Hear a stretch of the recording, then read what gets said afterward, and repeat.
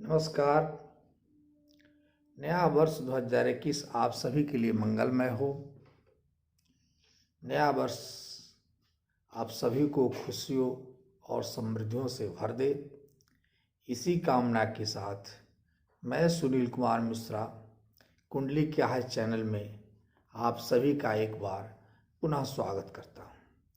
मित्रों, कुंडली क्या है चैनल में 2021 कैसा रहेगा, किसी व्यक्ति के लिए कितना लाभप्रद होगा और अगर परेशानी होगी तो उसका निदान कैसे होगा, इसी विषय पर चर्चा करते हुए हम लोग मेष राशि से लेकर अब आज कुंभ राशि में प्रवेश कर गए हैं।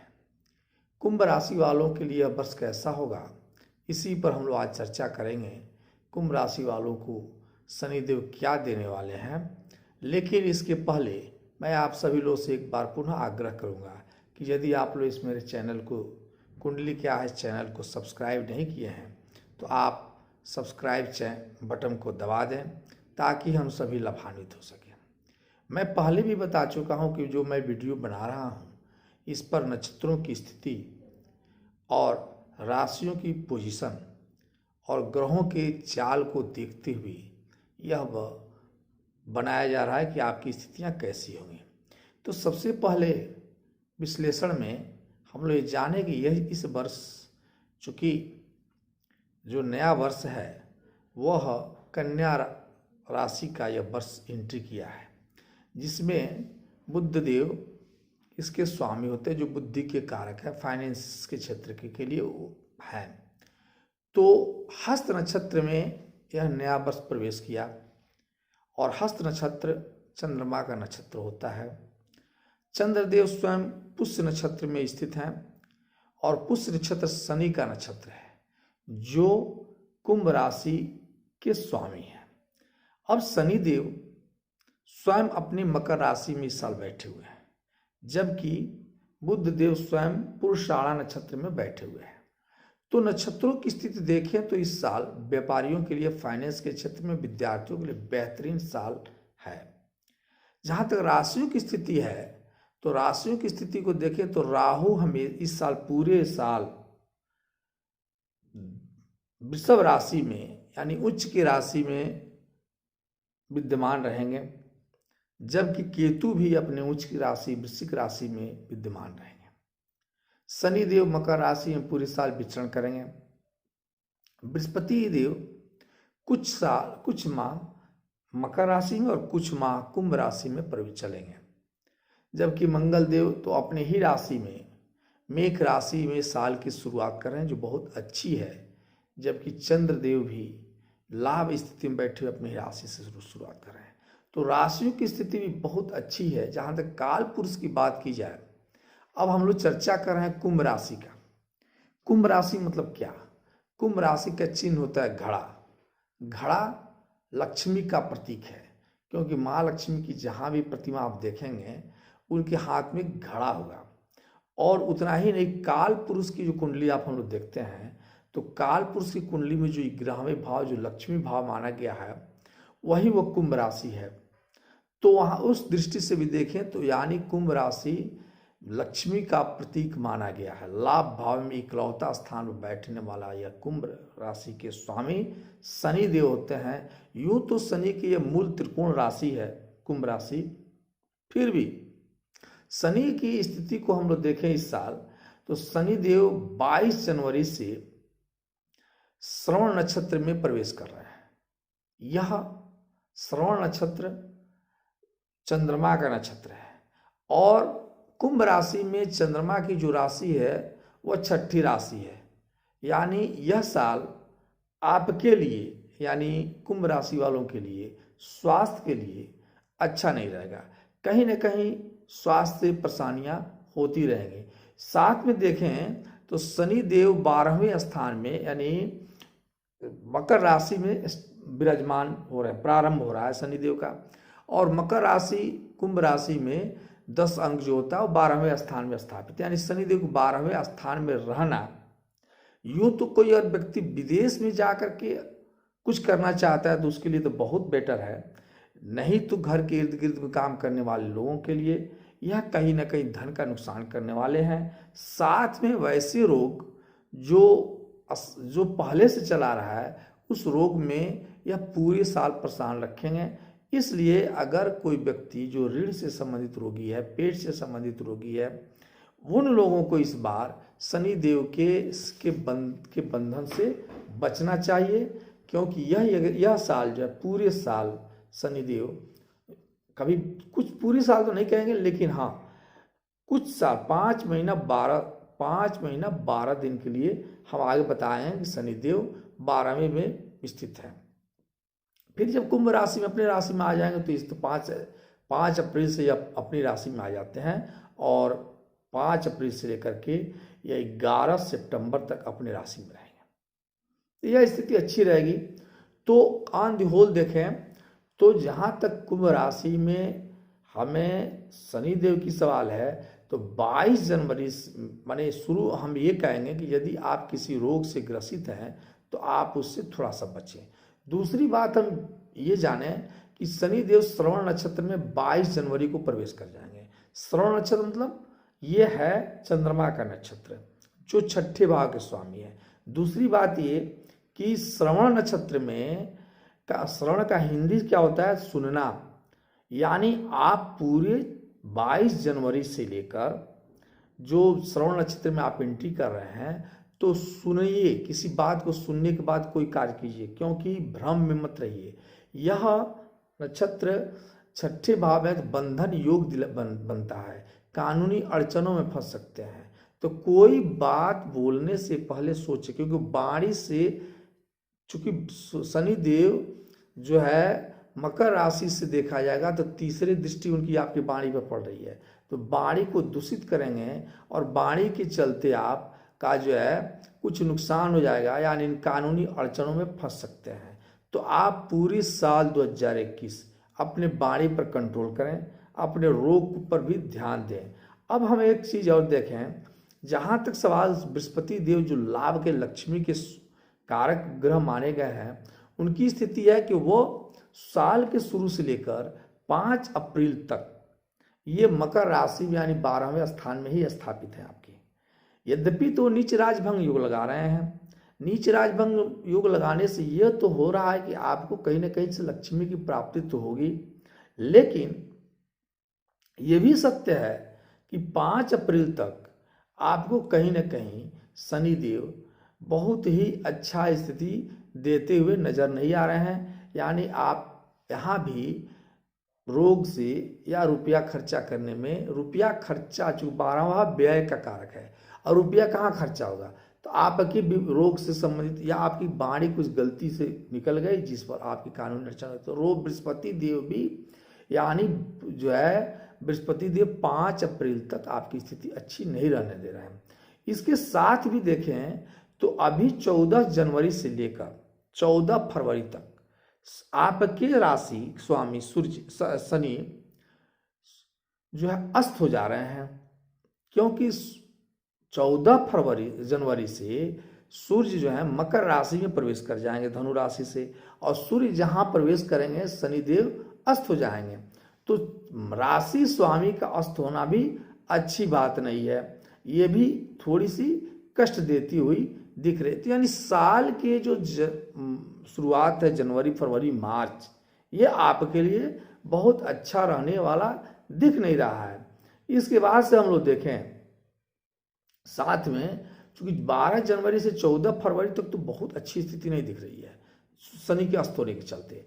अब एक चीज और देखें, 22 फरवरी तक एक चीज है कि मंगल देव आपके जो है जो अपने राशि में है और वो तीसरे यानी पराक्रम के घर में बैठे हुए हैं, तो पराक्रमी तो आपको बना रहे हैं, पराक्रमी बनाएंगे, यानी आपको कठिनाइयों की सामना करने की शक्ति मंगलदेव 22 फरवरी तक दे रहे हैं, बचाव कर रहे हैं। आपकी जो परेशानी होगी उसको प्रोटेक्ट करने का प्रयास करेंगे।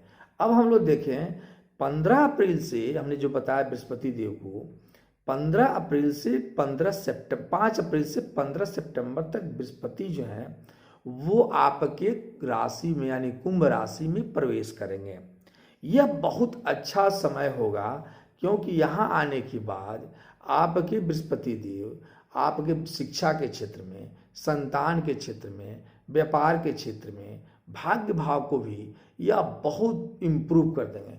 तो आपके समझिए कि 5 अप्रैल से लेकर 5 अप्रैल से लेकर 15 सितंबर तक का समय अच्छा होगा, बहुत अच्छा होना ही चाहिए, क्योंकि बृहस्पति हैं भाग्य के स्वामी और वो बैठ गए आपके राशि में, लग्न में, और वहाँ से बैठ करके अब यह जहाँ जहाँ इनकी दृष्टि जाएगी, 5वीं 7वीं और 9वीं दृष्टि, तो 5वीं दृष्टि से आपके संतान भाव को देख रहे हैं, आपके विद्या भाव को देख रहे हैं, जबकि 7वीं दृष्टि से आपके पत्नी और आपके व्यापार को देख रहे हैं, और 9वीं दृष्टि से आपके भाग्य को देख रहे हैं। तो ये तीनों का एक साथ उत्थान होता हुआ दिख रहा है। अब जानिए इसके बाद से क्या है, तो शनि के लग्न में गुरु का गोचर करना अपने आप में एक बहुत अच्छी चीज मानी गई है।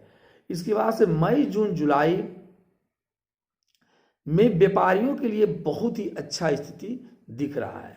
तो मई जून जुलाई यानी अगस्त बने 5, 11, 15 सितंबर तक व्यापारियों के लिए बहुत अच्छी स्थिति दिख रही है। हाँ, सितंबर से लेकर 15 सितंबर से 11 नवंबर तक व्यापारियों के लिए थोड़ी सी परेशानियां होंगी। ये क्योंकि 15 सितंबर से लेकर ये 11 नवंबर तक शनिदेव बृहस्पति जो है पुनः मकर राशि में वक्री करके लौट जाते हैं। यद्यपि नीच भंग राजयोग हो रहा है, फिर भी परेशानियां बनी रहेंगी। अब हम लोग देखें आगे, तो जो काल चक्र की कुंडली दिख रही है उसमें यह है कि 12 जनवरी से 14 फरवरी तक के तो आप विशेष सावधान हैं, क्योंकि ये तो बता दिए कि शनिदेव अस्त हो जाएंगे। 16 फरवरी से 16 अप्रैल तक शुक्रदेव नीच रहेंगे। तो नीच रहेंगे शुक्रदेव क्या वैभव के कारक हैं, तो इसमें आपकी लंबी दूरी की यात्रा भी करा सकते हैं, साथ में वैभव में कमी लाएंगे आपकी। तो ये थोड़ी सी स्थितियां शुक्रदेव के चलते अच्छी नहीं दिख रही हैं। यूं कहिए कि अप्रैल तक आपकी अगर कोई पुरानी बीमारी है परेशानी तो बढ़ाएगी, और अब इस पे सावधान रहें आप। साथ में देखिए कर्म की स्थिति भी बहुत अच्छी नहीं दिख रही है। तो यह 16 अप्रैल मैंने हमने बताया। फिर भी शनिदेव मंगल जो है कर्क राशि में 2 जून से 20 जुलाई तक चलेंगे। 2 जून से 20 जुलाई तक, तो जो समय का टाइमिंग देखा जाए यह सबसे बेहतरीन पीरियड आपकी ये होगा, आपके कुंडली के लिए बहुत बढ़िया पीरियड होगा। साथ में 11 अगस्त से 6 नवंबर तक की स्थिति पुनः बृहस्पति देव के चलते परेशानियां हो सकती हैं, और 14 मई से 16 अक्टूबर तक शनिदेव वक्री भी हो रहे हैं। अब एक चीज और बता दें, 14 मई से 16 अक्टूबर तक शनिदेव का वक्री होना आप अपनी कुंडली में देख लें। अगर आपके कुंडली में शनिदेव कहीं अच्छी स्थिति में है और वक्री भी है, तब तो आपके साथ कोई बहुत बढ़िया घटना घटेगी। नहीं तो वैसे भी शनिदेव, यह स्थिति आप नोट कर ले, 14 मई से 16 अक्टूबर शनिदेव कुछ न कुछ घटना घटित कराएंगे आपकी कुंडली में, तो आपके कुंभ राशि वालों के लिए। इसलिए यह स्थिति, इसमें आप थोड़ा सा मेंटेन करके रहें, और वेल्थ मैनेजमेंट को तो जरूर ध्यान में रखें। निश्चित रूप से स्वास्थ्य के बारे में सचेत रहें। इस स्थिति में शनि की सरसाती भी तो चल रही है, और शनि की सरसाती आपके हेड पर है, यह भी एक परेशानी कारण है। तो इन सभी स्थितियों में आप थोड़ी सी सावधान रहें। अब हम लोग आते हैं कि प्रति महीना अगर एवरेज देखा जाए तो कौन महीना आपके लिए बेहतर होगा, कौन महीना आपके लिए नुकसानदायक होगा। तो जहां तक जनवरी महीना की शुरुआत की बात करें तो साल की शुरुआत ही अच्छा नहीं दिख रहा है, उथल पुथल वाली महीना रहेगी यह, क्योंकि इसमें हमने बताया भी कि जनवरी महीना में शनिदेव 12वें स्थान पर रहेंगे, बृहस्पति 7 में रहेंगे, और इस तरह से साल के शुरुआत में थोड़ा उतार चढ़ाव दिखाई दे रहा है। धन के लिए तो आपका ठीक ठाक दिखाई दे रहा है, लेकिन शेयर बाजार और अन्य चीज के, शेयर बाजार सट्टा हुआ, जुआ सट्टा के लिए भी लाभप्रद दिखाई पड़ रहा है, स्वास्थ्य के लिए अच्छा दिखाई नहीं पड़ रहा है। अब जहां तक सवाल है, हम लोग देखें कि जनवरी महीना में ही शनि देव की चूंकि तीसरी दृष्टि जो है आपके वाणी पर है, ये तो मैं बताया ही, वहाँ पर रहेगा भी। गुरु केतु के साथ भाव बैठे हुए हैं तो थोड़ी सी परेशानियां होगी। 22 फरवरी से मंगल की स्थिति अच्छी हो जा रही है, यानी फरवरी महीना जनवरी महीना से थोड़ी अच्छी दिख रही है। 5 ग्रह को विराजमान हो जाना एक साथ, और भी 12वें भाव में आपके धन की स्थिति को थोड़ा सुदृढ़ करते हुए दिख रहे हैं, लेकिन स्वास्थ्य के लिए फिर भी अच्छे नहीं रहेंगे। फरवरी के बाद जब मार्च की स्थिति को देखें तो मार्च महीना में सूर्य आपके घर को देखते हैं, यानी आपके लग्न में बैठे हुए हैं, आपके घर पर दृष्टि पड़ेगी इनके सूर्यदेव की, और शुक्र अपने राशि में होंगे, और इसलिए राहु की युक्ति, राहु के साथ मंगल की युक्ति भी दिख रही है। तो चौथे भाव में राहु और मंगल की युक्ति से माता के स्वास्थ्य में थोड़ी सी परेशानियां हो सकती है। छोटे भाई के साथ स्थितियां थोड़ी सी वो गड़बड़ हो सकती है। केतु नौकरी में, अगर नौकरी लगी है तो नौकरी में थोड़ी सी परेशानी ला सकते हैं। भाग्य में थोड़ी सी वृद्धि तो दिख रही है, ये सारी समस्याएं दिख रही हैं। तो ये कहा जाए कि जनवरी फरवरी मार्च और अप्रैल महीना आपका मिला जुला रहेगा, बहुत अच्छा नहीं दिख रहा है, क्योंकि 6 अप्रैल के बाद बृहस्पति देव, 5 अप्रैल के बाद मैंने कहा अप्रैल से 5 अप्रैल के बाद बृहस्पति देव का कुंभ राशि में प्रवेश करना अपने आप में बढ़िया दिख रहा है। तो 5 अप्रैल के बाद से आपका भाग्य सुदृढ़ हो जाएगा, यानी जो कुछ नुकसान हुआ है वो स्थितियां बदलने लगेंगे। व्यापार के क्षेत्र में आप बहुत बढ़िया होगा, भाग्य आपका बहुत अच्छा होगा, संतान क्षेत्र से भी बहुत अच्छा होगा। शनि भी चूंकि अकेले मकर राशि में पड़ जाएंगे तो इसलिए आपकी कंजूसी भी लाएंगे, यानी आप रुपया जो संचय करना चाहते हैं इसी समय संचय भी करेंगे, क्योंकि शनि जब अकेले होता है तो भाग्य भाव में हो या जहाँ भी हो तो यह प्रतीत होता है कि आप कहीं ना कहीं कंजूस प्रवृत्ति के हो सकते हैं। तो यह अप्रैल महीना, मई महीना भी आपके लिए बहुत अच्छा दिख रहा है। तो इस प्रकार से देखें तो अप्रैल मई जून ये 3 महीना आपके बहुत अच्छी स्थिति दिख रही है। मई महीना में मंगल देव की स्थिति थोड़ी सी बदल रही है, फिर भी सूर्य उच्च के हैं, तो 14 मई तक सूर्य उच्च के रहेंगे, बहुत अच्छी स्थिति है। जून में जहाँ तक देखें गुरु चंद्रमा गजकेसरी योग लगा रहे हैं। राहु के साथ शुक्र का बैठना माँ के स्वास्थ्य के लिए थोड़ी सी परेशानी तो दिख रही है, लेकिन शुक्र और बुध भी साथ में 5वें भाव में है, तो बुध भी 5वें भाव में बैठे हुए हैं, तो ये भी स्थिति अच्छी दिख रही है। यानी जून महीना में माँ के स्वास्थ्य को हटा दिया जाए तो जून महीना भी आपके अच्छा दिख रहा है। तो अब जुलाई में आते हैं हम लोग। 2 जून के बाद, 2 जून के लिए जून के बाद मंगल देव नीच के हो जा रहे हैं, ये तो मैं बताया। तो अब छोटे भाई बहन की परेशानियां हो सकती हैं, साथ में मंगल शुक्र का भी नीच हो जाना, लव अफेक्शन वगैरह की स्थिति जो है आपके साथ, इसमें टकराव हो सकता है। पत्नी वगैरह के साथ भी परेशानियां हो सकती है 2 जुलाई के बाद। तो जुलाई में आपकी पत्नी से विवाद हो सकता है, लव अफेयर करते हैं तो उसमें विवाद हो सकता है, व्यापार में दिक्कतें आ सकती हैं, पार्टनर के साथ परेशानियां बढ़ सकती हैं।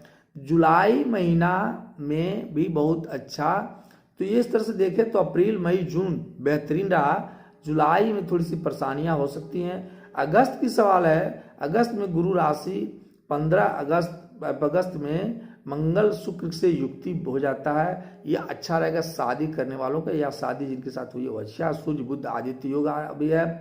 तो अगस्त महीना पुनः आपके बढ़िया रहेगा व्यापार के क्षेत्र के लिए, शादीशुदा व्यक्तियों के लिए भी दाम्पत्य जीवन सुखमय होगा, और विदेश जाने वालों के लिए भी पुनः अगस्त का महीना अच्छा रहने वाला है।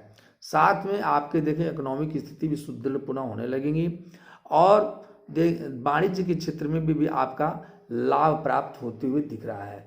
जहां तक सवाल है 14 सितंबर के बाद, जब हमने बताया सूर्य बृहस्पति देव पुनः एक बार नीच हो जा रहे हैं, तो पुनः आपकी स्थिति जो है वो थोड़ी सी गड़बड़ होने लग रही है। सितंबर और अक्टूबर, 16 नवंबर तक की स्थिति पुनः आपकी बहुत अच्छी नहीं दिख रही है, क्योंकि 16 नवंबर के पहले में तक जो है बृहस्पति देव पुनः बकरी हो जा रहे हैं। पुनः शनिदेव के साथ चले जाते हैं, मकर राशि में जाते हैं, नीच के हो जा रहे हैं। और अन्य ग्रहों की स्थितियां भी बहुत अच्छी दिख नहीं रही है, बड़े ग्रह जो भी हैं सब नीच में है, शुक्र भी नीच की स्थिति भी दिख रही है।